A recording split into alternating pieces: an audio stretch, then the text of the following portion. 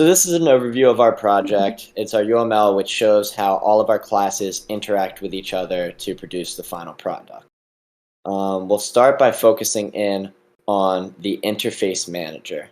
So our driver would call the get instance class of our interface manager as it is a singleton for when each person is running the software. We only want one interface manager to exist at a time.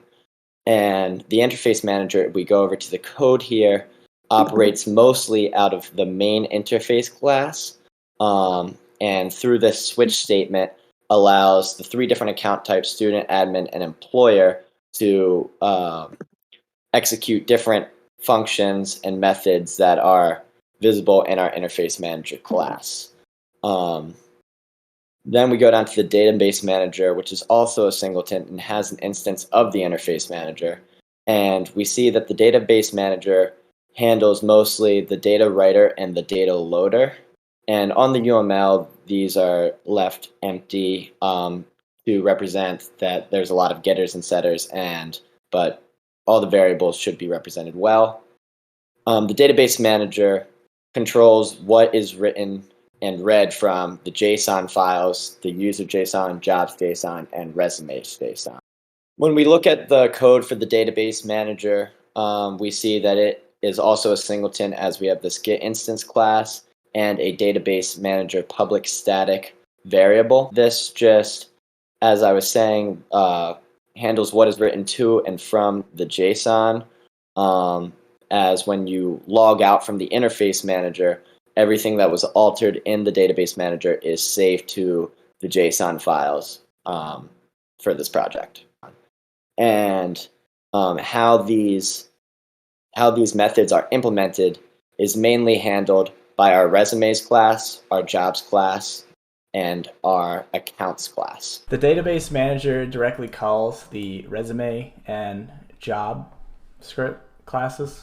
For the resume, it just has the string name, graduation date, majors, which is the majors will call the enum majors file, and an array list for experiences and skills.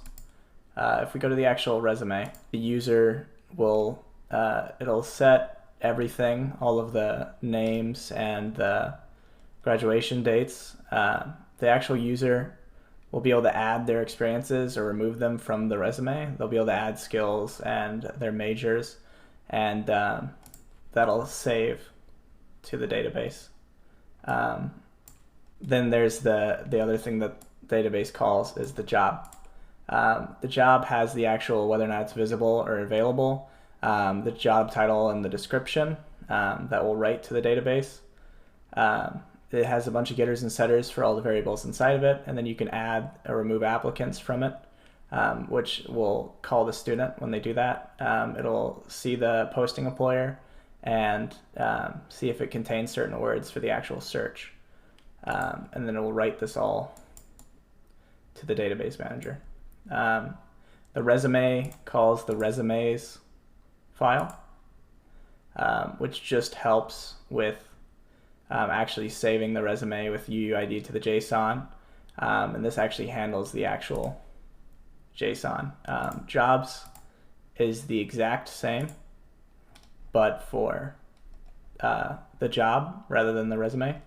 It just helps the actual job class to write to the JSON. And both of these are called by the student and employer class, respectfully. The interface manager calls accounts, which is an array list of the interface account, and it pretty much calls the data loader and saves account info. Account is the interface we use to be implemented by admin, student, and employer. So admin is the person who pretty much oversees the whole website, the whole application, and they have an email, password, and unique identifier. Pretty much returns the variables and has some setters and getters.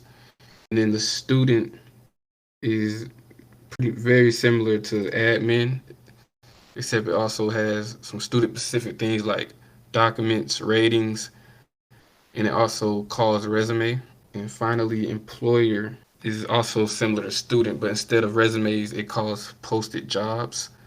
And it has a company name, website, and description, and some other setters and getters that would be specific to an employer. So student would call the resume class, and employer would call the job class.